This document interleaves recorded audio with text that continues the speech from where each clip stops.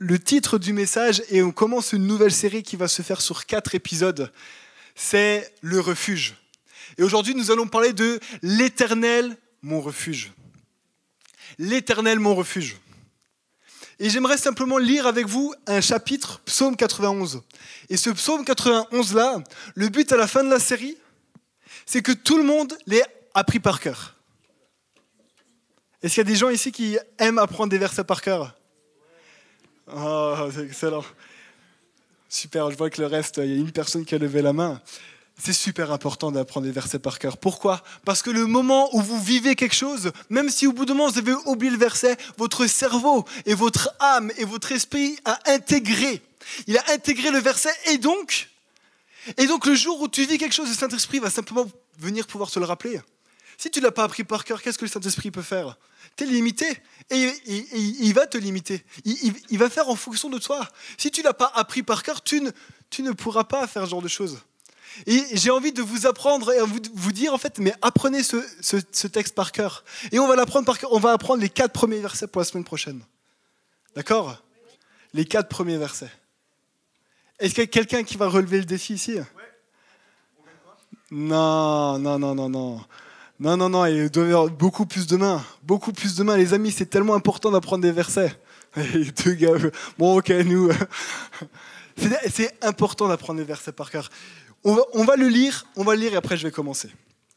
Psaume 91. Celui qui habite sous l'abri du Très-Haut repose à l'ombre du Tout. Ok, on s'en refait. Celui qui habite sous l'abri du Très-Haut repose à l'ombre du Tout. Je dis à l'Éternel, tu es mon et ma forteresse, mon Dieu en qui je me... Oui, c'est lui qui te délivre du piège de l'oiseleur et de la peste. Il te couvrira de ses ailes et tu trouveras un refuge sous son plumage. Sa fidélité est Tu ne redouteras ni les terreurs de la nuit, ni la flèche qui vole durant le jour, ni la peste qui rôde dans les ténèbres, ni les fléaux qui frappent en plein midi. Si 1000 tombent à côté de toi et 10 000 à ta droite, tu ne seras pas... Tu ne seras pas... Ouvre seulement les yeux et tu verras la punition des méchants. Oui, tu es mon refuge éternel, tu fais du Très-Haut ta retraite, aucun mal ne t'arrivera, aucun fléau n'approchera de ta tente, car il donnera ordre à ses anges de te garder dans toutes tes voies. Ils te porteront sur les mains de peur que ton pied ne heurte une pierre, tu marcheras sur le lion et sur la vipère, tu piétineras le lionceau et le dragon, puisqu'il est attaché à toi, je le délivrerai, je le protégerai, puisqu'il connaît mon nom, il fera appel à moi et je lui répondrai. Je serai avec lui dans la détresse, je le délivrerai et je l'honorerai. Je le comblerai de longs jours et je lui ferai voir mon... Ça va être le chapitre phare pour cette série. Et ça nous a semblé important avec les autres responsables de parler de refuge et parler du refuge de Dieu. Pourquoi ? Parce que nous sommes tous en train de vivre des tempêtes. Et si tu n'as pas encore vécu de tempête, je vais dire quelque chose sur ta vie, mais tu vas forcément en vivre un jour. Nous vivons absolument tous des tempêtes. Et les tempêtes peuvent être très variées en fonction les uns des autres. Il pourrait y avoir aujourd'hui le divorce de tes parents où ça éclate à la maison. Une grosse crise à la maison. Ça pourrait être un harcèlement scolaire que tu subis depuis quelques années. Et c'est une tempête au plus profond de toi. Tu te sens isolé, tu te sens seul, tu te sens humilié à l'école. Ça pourrait être la trahison d'un pote.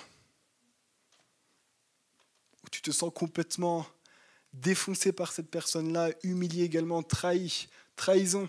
Ça pourrait être la séparation avec ton copain, ta copine. Ça pourrait simplement être le fait que tu te sens tout seul. Ça pourrait être le décès d'un membre de la famille, un frère et une sœur, un parent, un grand-parent. Ça pourrait être peut-être un jour le manque d'argent dans ta famille, ou toi peut-être un jour. Ça pourrait être aujourd'hui, on en parle de plus en plus, la guerre. Aujourd'hui, on vit absolument tous des tempêtes. Et j'ai envie d'aller plus loin, votre génération, vous en vivez encore plus que j'ai l'impression que moi, je n'en vis. Parce qu'aujourd'hui, on vous accapare par tellement de choses. Et nous vivons absolument tous des tempêtes. Et aujourd'hui, je parle de choses qui sont extérieures, mais les tempêtes, elles peuvent venir de l'intérieur. Je peux parler de peur, où tout d'un coup les peurs sont tellement profondes que tu le vis comme une tempête au plus profond de ton cœur. Ça peut être une dépression. Peut-être que personne ne le voit, mais tu te sens tellement pas bien. Tu te sens pas bien au plus profond de toi-même. Et tu vis cette tempête-là tout seul. Ça peut être des pensées suicidaires. Aujourd'hui, il faut savoir que dans votre génération, il y a 1 jeune sur 5 qui déclare avoir des troubles dépressifs ces 12 derniers mois. Là, on est environ 120, 130, ça veut dire qu'il y a 25 à 30 personnes qui se lèvent. Et ces 12 derniers mois, toutes ces personnes-là ont vécu des troubles dépressifs. Tellement dans votre génération-là, il y a des tempêtes, et vous ne savez même plus comment les gérer, vous ne savez plus comment faire. Et alors que nous vivons ces tempêtes-là, il y a un réflexe que nous allons avoir, c'est de trouver un refuge. Lorsque il y a à l'extérieur un orage, lorsqu'il y a la pluie qui bat, la première chose que nous allons faire, on ne va pas réfléchir à dans quel sens le vent il va. On est d'accord? On va réfléchir à aller s'abriter, à trouver un abri où la pluie ne tombera pas sur nous. Eh bien, c'est la même chose lorsque tu vis une tempête dans ton cœur, lorsque tu vis une tempête dans ta famille, que ce soit à l'école, ça peut être également un échec scolaire, une de tes tempêtes. Lorsque rien ne va, tu vas forcément aller chercher un refuge quelque part. Ça va être un réflexe. Un refuge, c'est un endroit où, je crois que je l'ai marqué, oui, c'est un endroit où on va se réfugier pour échapper à un danger. Tu vas tout faire pour y échapper et tu vas te réfugier dans un endroit. Et quand je dis que c'est un lieu, ça peut être imagé. Lieu où l'on se réfugie contre la tempête, lieu où nous nous y sentons acceptés. Un refuge, c'est un endroit où tu vas te sentir accepté. Ça peut être dans un groupe, ça peut être dans plein de choses, mais tu vas t'y sentir bien. Un refuge, c'est un endroit où tu vas t'y sentir bien. Et un refuge, c'est un endroit où tu vas aller te protéger de tout ce qui est mensonge et fausseté. Autrement dit, tu vas te protéger de toutes les personnes qui pourraient te faire du mal. Et il y a différents types de refuges que nous pourrions avoir. Des réflexes, des purs réflexes. J'en ai listé quelques-uns, je ne sais pas si j'ai tout listé, je ne pense pas. Mais un des refuges que nous pourrions avoir lorsque nous vivons une tempête, et là j'ai envie de parler même plus pour les filles, même si les gars le font aussi, mais lorsqu'il y a peut-être une tempête avec les parents, ou peut-être que ça se passe tellement mal avec le père, peut-être que tu n'as pas connu ton père et cette tempête-là, elle a depuis le début, tu vas aller chercher et trouver refuge dans les bras d'un garçon, et pour les garçons, dans les bras d'une fille. Ça va être un de tes refuges-là. Ça peut être dans les relations amicales avec des potes, où tu vas vouloir te sentir appartenir à un groupe. Ça peut être un des types de refuges que tu pourrais avoir. Ça pourrait être l'alcool, la drogue. Lorsque rien ne va, juste pour oublier un peu. Un des refuges que tu pourrais avoir, c'est ça. Ça pourrait être tes loisirs. Et là, j'ai envie de te parler de manga. Ça pourrait être les jeux vidéo. Ça pourrait être le sport. Ça pourrait être des livres. Ça pourrait être tellement de choses au niveau des loisirs. Un des refuges que tu pourrais avoir, ce serait l'argent.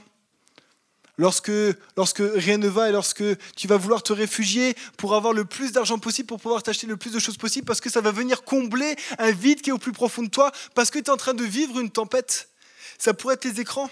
Et je te parle là des réseaux sociaux.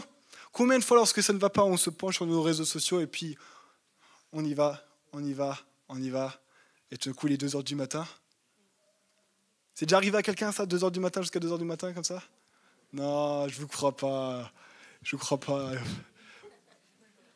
Vous êtes des mythos. Oh, ça pourrait être les réseaux, mais je veux aussi te dire, tu peux te réfugier dans d'autres choses. Dans les écrans, tu peux te réfugier dans la pornographie. Quand rien ne va, juste un moment où j'oublie et je vais voir des choses qui sont sales sur Internet. Ça pourrait être le travail. Pour oublier également. Quand je dis le travail, ça pourrait être les cours. Je me lève à 7h, à 7h30, je suis déjà en train de travailler jusqu'à 21h et après je me couche. Alors, le travail c'est bien et je ne vous dis pas qu'il ne faut pas travailler, hein, Sacha. On va aussi pouvoir se réfugier dans notre corps. Et quand je dis dans notre corps, c'est faire de notre corps un culte au point où les filles, vous allez tout faire pour vous sentir belle, tout faire pour que vous soyez maquillés, je ne dis pas que c'est mal, mais vous allez vous réfugier afin que les gens, lorsque vous vivez une tempête, pour que les gens puissent simplement juste vous admirer. Les gars, ça va être votre corps.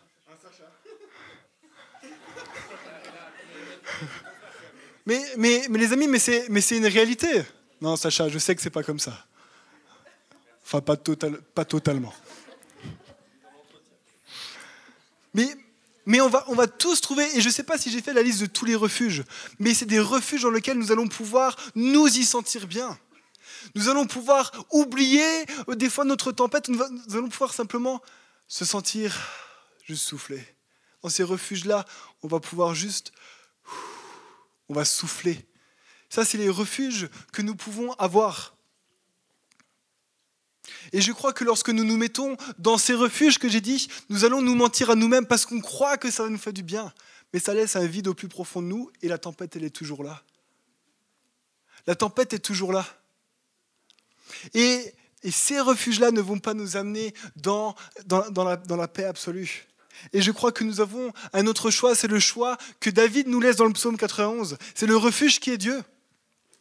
Parce que Dieu est cet excellent refuge. Et j'ai envie de vous parler des caractéristiques du refuge de Dieu. Ça, vous êtes avec moi ? Dieu, une des caractéristiques profondes que Dieu a, c'est que Dieu est un refuge qui est accessible. Peu importe qui tu es, peu importe ce que tu as fait, Dieu est un Dieu qui est accessible. Peu importe tes origines, peu importe dans la famille dans laquelle tu es né, peu importe la religion que tu as eue quand tu es né, le refuge de Dieu est accessible pour tout le monde. La Bible va dire dans Matthieu 7, verset 8, « Car quiconque demande reçoit. » Peu importe la personne, celui qui demande va recevoir, celui qui va chercher va trouver, et celui à qui l'on ouvre, et celui qui frappe à une porte, on va lui ouvrir. Mais pourquoi ? Mais parce que Dieu est un Dieu qui est accessible pour tout le monde. Dieu est un Dieu qui est accessible pour tout le monde. Dieu est un Dieu qui est complètement parfait. Dieu a un refuge en lui qui est complètement parfait par rapport à tous les autres. Et j'ai envie juste de comparer un tout petit peu. Regardez dans Psaume 46, versets 2 à 4. Dieu est pour nous un refuge et un appui, un secours qui ne manque jamais dans la détresse. C'est pourquoi nous sommes sans crainte. C'est pourquoi nous sommes sans crainte quand la terre est bouleversée et que les montagnes chancellent au cœur des mers, quand les flots de la mer mugissent, écument, se soulèvent jusqu'à faire trembler les tempêtes. Quel genre de refuge, à part Dieu, a un témoignage comme celui-là ? Dieu est pour nous un refuge et un appui qui ne manque jamais. Nous pouvons toujours aller vers lui. Nous pouvons systématiquement aller vers lui et nous serons sans crainte. Quel autre Dieu, quel autre refuge peut avoir ce même témoignage-là ? Parce que Dieu est un refuge parfait. Une des caractéristiques que je vais retrouver là-dedans, c'est que Dieu est un refuge parfait car il est inébranlable, il est solide. Parce que lorsque même les flots de la mer vont venir et se soulever, Dieu est un refuge tellement solide que vous serez en sécurité et vous serez sans crainte. Dieu est ce refuge-là sur lequel il ne peut pas casser. Si tu te blottis contre le refuge de Dieu, tu vas voir que c'est le refuge le plus solide. Contrairement aux autres, je vais vous parler maintenant d'un refuge qu'on pourrait avoir qui est l'argent, pour se sentir bien, pour se sentir en sécurité, mais l'argent ça fond comme neige au soleil. L'argent tout d'un coup, une chose dans le pays, une guerre dans le pays, et tout s'effondre. L'argent est un refuge qui n'est pas solide. Je vous parle maintenant des relations amoureuses. Lorsque vous voulez vous réfugier dans des relations amoureuses, ça peut casser. Et ça peut faire très très mal. Parce que c'est comme du carton.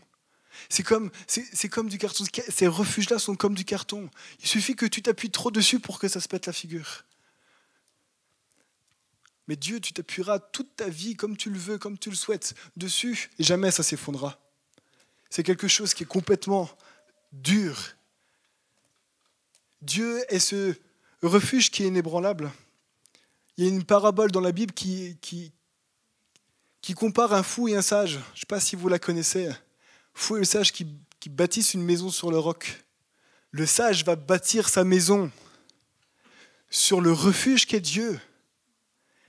Et le fou, lui, va construire sa maison sur un refuge qui n'est autre que Dieu. Mais lorsqu'une tempête arrive dans cette parabole, la maison du fou s'écroule, alors que la maison du sage reste debout, parce que Dieu est ce refuge-là qui est solide. Dieu est un refuge qui est également durable. Il est durable, c'est-à-dire que ça va aller à partir de maintenant jusqu'à ta mort et jusqu'à après ta mort, Dieu sera ce Dieu qui va être là pour toujours.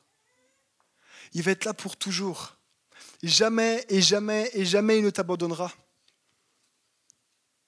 C'est un refuge sur lequel tu vas pouvoir t'appuyer en tout temps.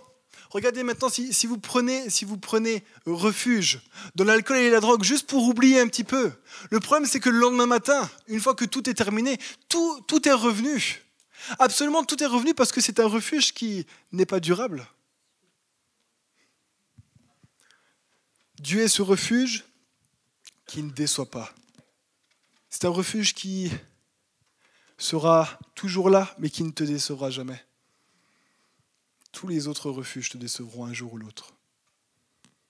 Parce qu'au bout d'un moment, tu vas sentir un vide au fond de toi. Dieu est le seul refuge dans la tempête qui ne te décevra jamais parce qu'il sera toujours là.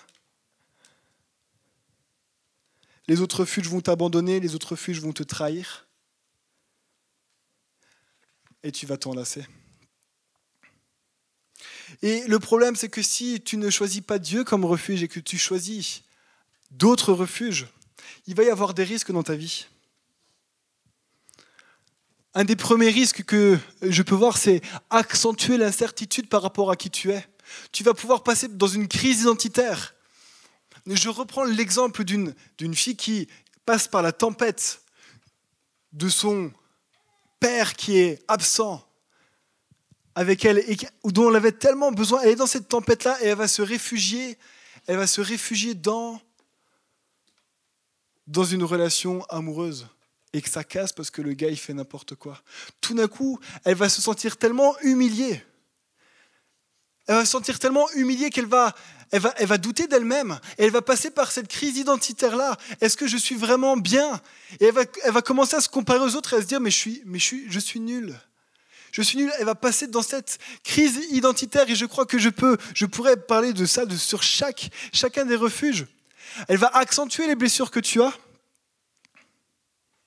Si tu te réfugies dans autre chose que Dieu, au bout d'un moment, ça va te décevoir, mais ça va te blesser également. Tu vas vouloir peut-être te réfugier dans un groupe d'amis et tu vas t'y sentir bien jusqu'au jour où l'un va te trahir. Et alors que tu étais dans cette tempête déjà là et que tu te sentais bien à un seul endroit, c'était avec tes potes. Mais là, tout d'un coup, la blessure qui est au fond de toi va continuer à grandir. Et la tempête va encore doubler de violence. Un autre risque, c'est que ça va t'empêcher d'avancer. Ça va t'empêcher d'avancer. Tu n'arriveras pas à avancer dans la vie. Si tu commences avec l'alcool et la drogue à te réfugier là-dedans, tu n'avanceras pas dans la vie. Si tu te réfugies dans ce qui est l'argent, ça ne te rendra tellement pas heureux que tu n'avanceras jamais. Tu n'avanceras jamais avec Dieu, tu n'avanceras jamais dans quoi que ce soit. Un autre des risques que je vois lorsque tu te réfugies dans autre chose que Dieu, c'est que tu vas t'isoler. Et je reparle des relations amoureuses, je reparle des relations amicales, je reparle peut-être de tout ce qui est réseaux sociaux, je parle de tout ce qui est alcool, drogue. Ça va te mettre à l'écart, ça va t'isoler, tu vas te sentir totalement seul. Et ça va te rendre addict. Ça va te rendre addict. Ça, c'est les risques qu'il y a lorsque tu ne viens pas dans le refuge qu'est Dieu. Et je crois que dans les refuges de Dieu, il y a des bienfaits, il y a des choses. Là, on a vu les caractéristiques, mais je crois qu'il y a des choses qui sont excellentes et que Dieu va nous donner et qu'aucun autre refuge ne pourra nous donner. Un des premiers bienfaits, ça se trouve dans Jérémie 17, versets 7 à 8. « Béni soit l'homme qui se confie dans l'Éternel et dont l'Éternel est l'espérance. Se confier, ça veut dire mettre sa tranquillité dedans. Ça veut dire pouvoir juste donner à Dieu ce qui ne va pas. Celui qui se confie dans l'Éternel et dont l'Éternel est l'espérance, il est comme un arbre planté près des eaux et qui étend ses racines vers le courant. Il n'aperçoit point la chaleur quand elle vient et son feuillage reste vert. Dans l'année de la sécheresse, il n'a point de crainte et il ne cesse de porter du fruit. Ça, c'est celui qui se confie dans Dieu. C'est-à-dire que nous sommes tous des arbres, absolument tous des arbres. Et si nous nous réfugions en Dieu, nous allons être un arbre qui va pouvoir profiter d'un courant près des eaux, qui va simplement te bénir, qui va te bénir. Si tu es quelqu'un qui va se réfugier dans autre chose que Dieu, tu vas être un arbre qui est presque mort, planté autre part, et qui, la seule chose dont il pourra s'abreuver, c'est la pluie de temps en temps qui pourra tomber. Ça, c'est si tu ne te confies pas dans Dieu. Si tu te confies dans Dieu, tu seras béni.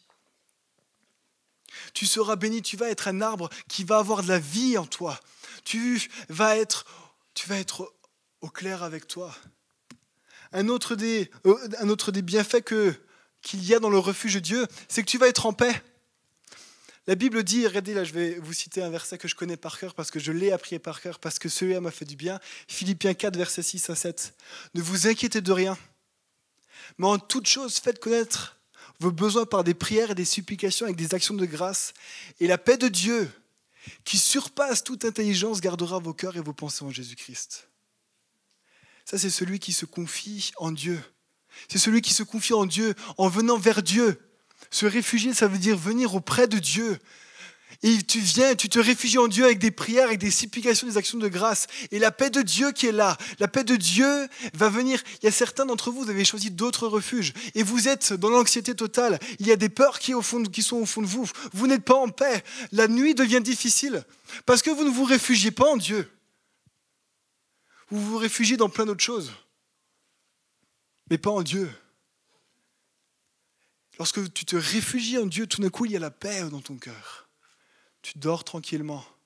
Il n'y a aucune crainte. Vous savez, moi, je suis quelqu'un qui peut être très anxieux par rapport à l'argent. Très anxieux, surtout depuis que j'ai un fils, et j'ai des fois peur de manquer. Mais lorsque ça m'arrive, juste le matin, généralement, je vais prier le matin, il fait encore nuit, et je dis à Dieu, c'est toi qui gères. Je me réfugie en toi. Et la paix, et j'ai la paix. J'ai plus peur. Je sais que Dieu va prendre soin de moi. Mais parce que lorsque je me réfugie en Dieu, Dieu va me donner cette paix-là. Dieu va me donner cette paix-là. Et Psaume 34, verset 9, qui va dire, Psaume 34, verset 9, « Heureux l'homme qui cherche en lui son refuge. » C'est-à-dire que la Bible va mettre un synonyme entre celui qui se réfugie en Dieu et le mot heureux.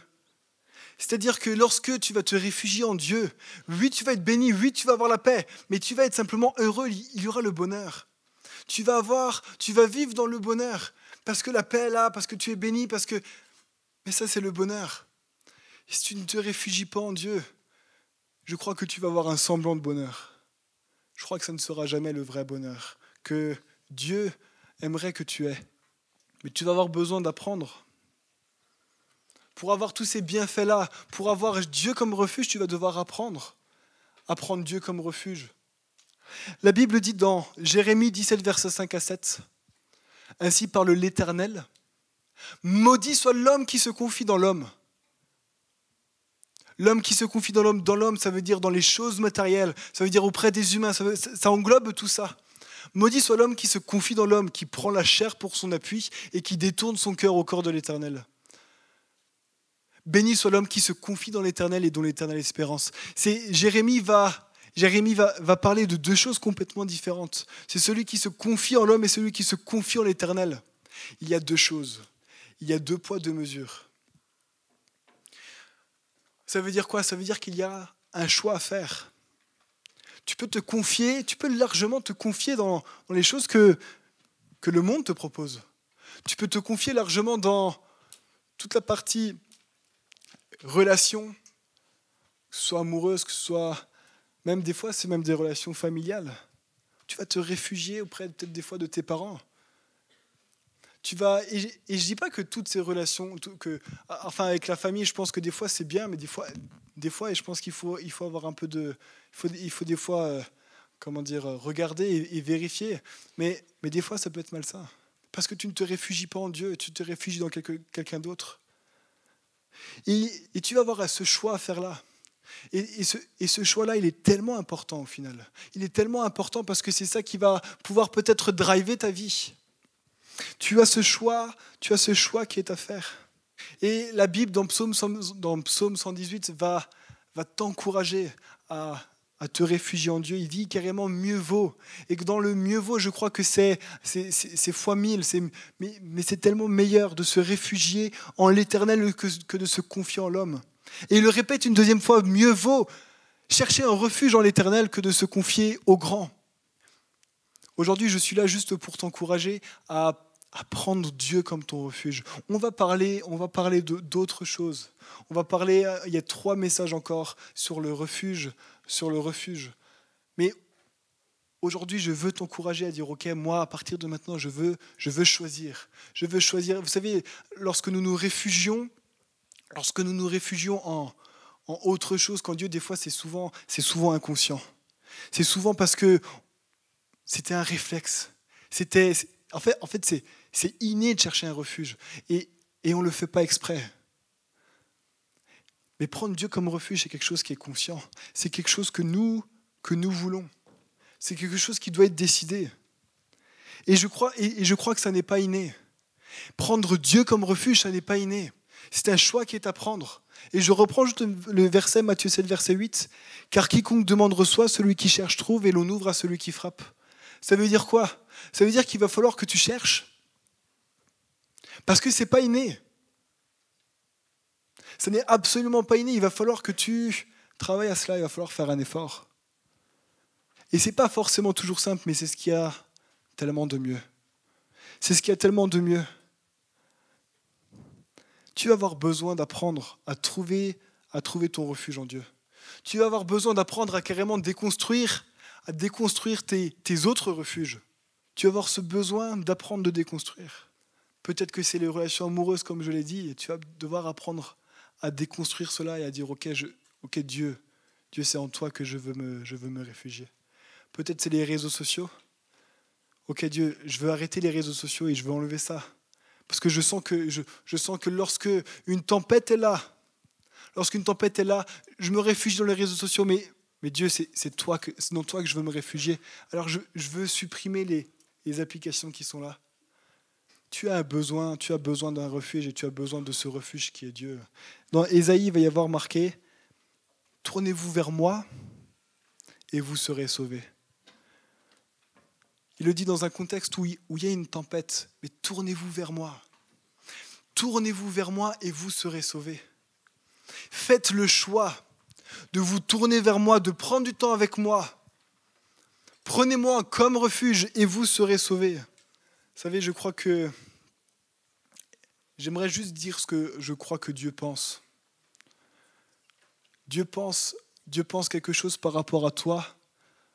Juste si que le piano peut commencer simplement. Je crois que Dieu, lorsque je te parle de refuge, il te parle vraiment individuellement. Vous savez, avec mon garçon, lorsque quelque chose ne colle pas, lorsque quelque chose ne va pas bien, mon désir à moi, en tant que père, c'est qu'il vienne se blottir dans mes bras. Et quand il pense trouver un autre refuge que mes bras, alors je suis déçu.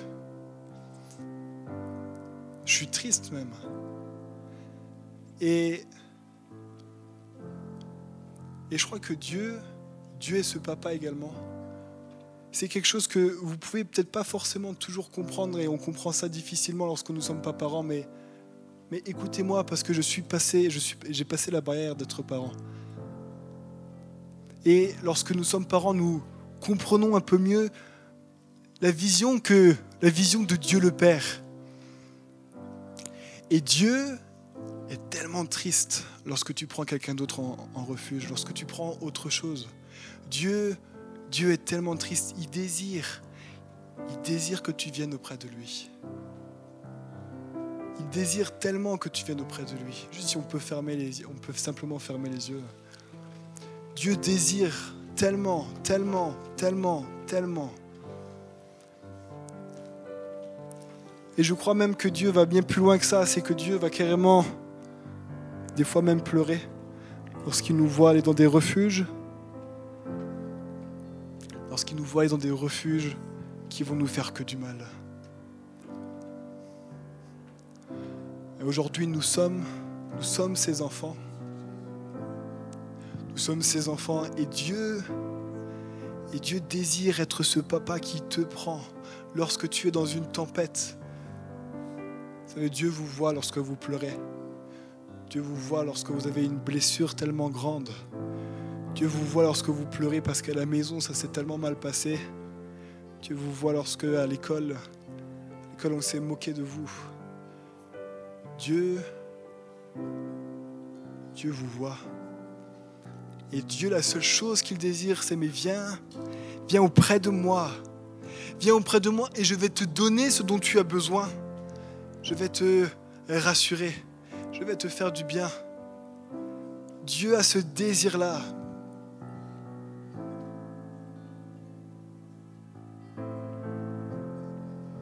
Dieu souhaite tellement que tu viennes auprès de lui.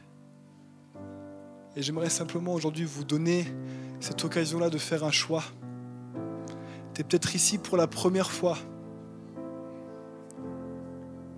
Et c'est la première fois que tu entends parler de Dieu, c'est la première fois que tu vois Dieu comme ça, comme ce Père qui désire prendre soin de toi. Et aujourd'hui, je veux te donner ce choix-là. Et je vais faire simplement 2 appels.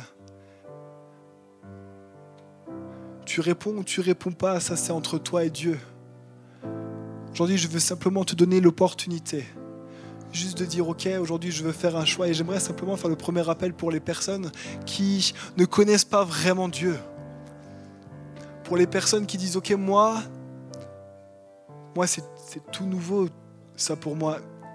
Mais je voudrais avoir ça. Je voudrais avoir ce refuge-là dans mes tempêtes qui est solide, qui est dur et qui ne me décevra jamais. J'aimerais simplement juste de laisser l'opportunité de choisir de suivre Dieu. Tu sais, aujourd'hui, il y a 2000 ans, Jésus, ce Dieu, ce refuge-là, a envoyé son Fils Jésus pour qu'il puisse mourir sur la croix, pour qu'il puisse être ce réel refuge. Avant, il était beaucoup plus difficile de prendre Dieu comme refuge. Aujourd'hui, il est devenu accessible parce que Jésus a payé. Parce que sinon, nous n'aurions pas pu à cause de notre péché. Et j'aimerais simplement te laisser l'opportunité de dire, ok, mais je souhaiterais connaître ce Dieu qui est ce refuge, je souhaiterais connaître ce Jésus. Juste, si tu veux simplement lever la main et dire, ok, mais moi, ce soir, je veux simplement connaître ce Jésus-là. Pendant que tout le monde a les yeux fermés. Si quelqu'un est ici et il souhaite découvrir qui est ce Dieu-là comme refuge, juste lève la main maintenant.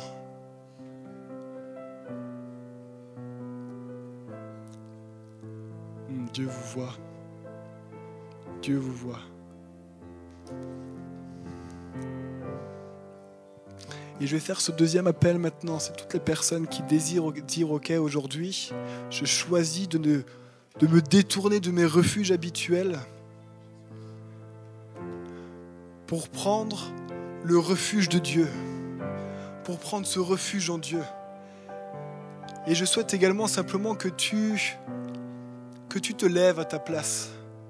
Dire, ok, aujourd'hui, moi je fais ce choix-là, de me détourner des autres refuges.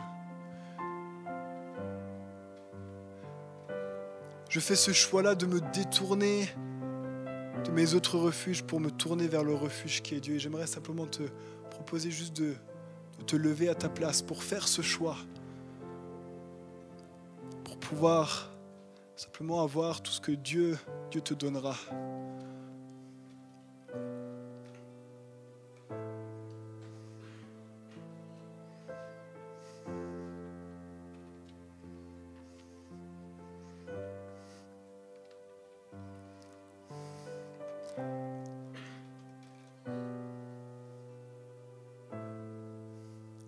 J'aimerais prier pour vous. J'aimerais juste que l'équipe de prière qui est désignée pour ceux-là qui ne se sont pas levés puisse juste s'avancer.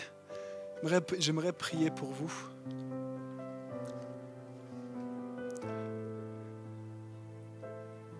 Et j'aimerais également prier pour les personnes qui ont répondu au premier appel.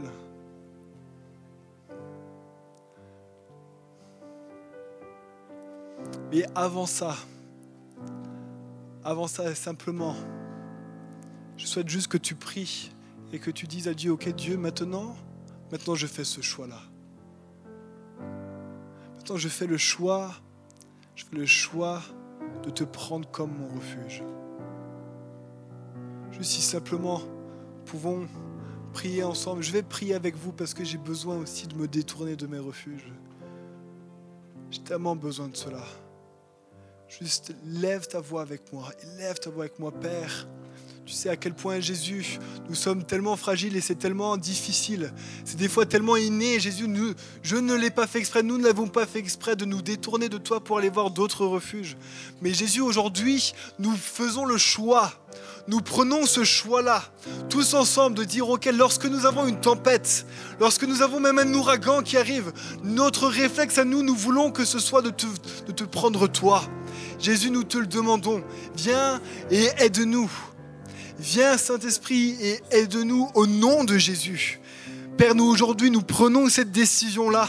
Cette décision est marquée. Elle est marquée au ciel.